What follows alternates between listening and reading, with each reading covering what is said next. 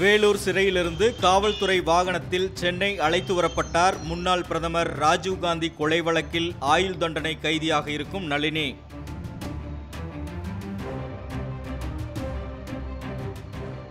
கடந்த 23ஆம் தேதி மரணமடைந்த நளினியின் தந்தை சங்கரநாராயணனின் ஈமச்சடங்கில் கலந்து கொள்வதற்காக 3 நாள் அனுமதி கோரி நீதிமன்றத்தில் மனு தாக்கல் செய்திருந்த நிலையில் ஒரு நாள் பரோல் அளித்து உத்தரவிட்டது உயர்நீதிமன்றம்.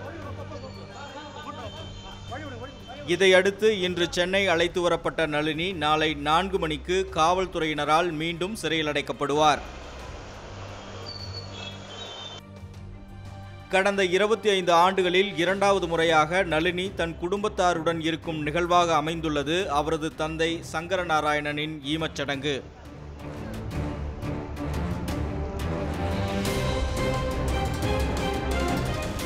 Sheikh Barit, red pix news.